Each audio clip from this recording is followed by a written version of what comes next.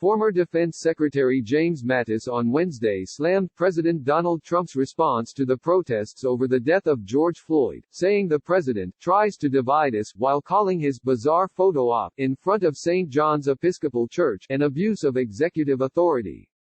Donald Trump is the first president in my lifetime who does not try to unite the American people, does not even pretend to try. Instead, he tries to divide us, Mattis wrote in a statement published by The Atlantic. Instructions given by the military departments to our troops before the Normandy invasion reminded soldiers that the Nazi slogan for destroying us was divide and conquer. Our American answer is, in union there is strength. We must summon that unity to surmount this crisis, confident that we are better than our politics, Mattis wrote. In the stunning rebuke of his former boss, Mattis, a retired general, said he'd promised to defend the Constitution when he was sworn into the Marine Corps, some 50 years ago.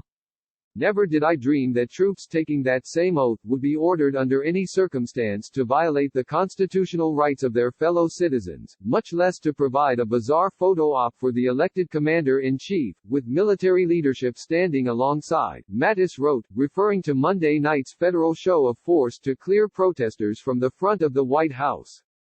After they were cleared, Trump walked across Lafayette Square with Defense Secretary Mark Esper, Army General Mark Milley, Chairman of the Joint Chiefs of Staff, and others to pose for a picture with a Bible in front of the church, which had been damaged in a riot Sunday night. The photo opportunity came minutes after Trump announced that he was prepared to call in the military to handle unruly protesters around the country. We know that we are better than the abuse of executive authority that we witnessed in Lafayette Square. We must reject and hold accountable those in office who would make a mockery of our Constitution, he wrote. We do not need to militarize our response to protests. We need to unite around a common purpose, wrote Mattis, whom Trump would often refer to as Mad Dog, a nickname Mattis didn't like. Trump, he said, is a divider, and the country is witnessing the consequences of 3 years of this deliberate effort. We can unite without him, drawing on the strengths inherent in our civil society. This will not be easy, as the past few days have shown, but we owe it to our fellow citizens, he wrote. Full coverage of George Floyd's death and protests around the country. Mattis resigned in December 2018, suggesting in his resignation letter that Trump wasn't treating allies with respect and hadn't been clear-eyed about U.S. enemies and competitors.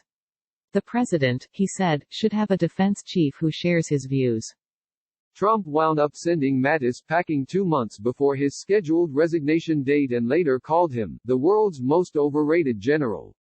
Trump tweeted that insult again along with some new ones on Wednesday night after the Atlantic story was published. I didn't like his leadership style or much else about him, and many others agree.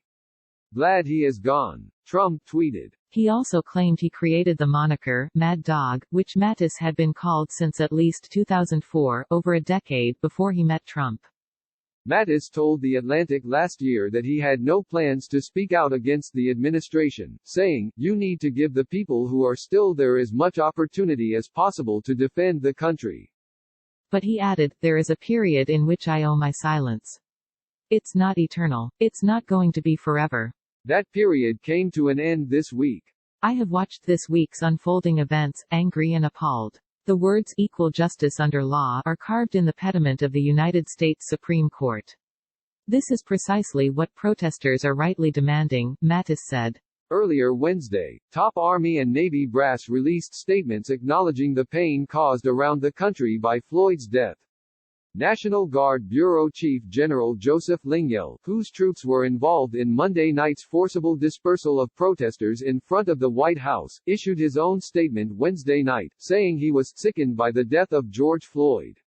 "We must be better," he said.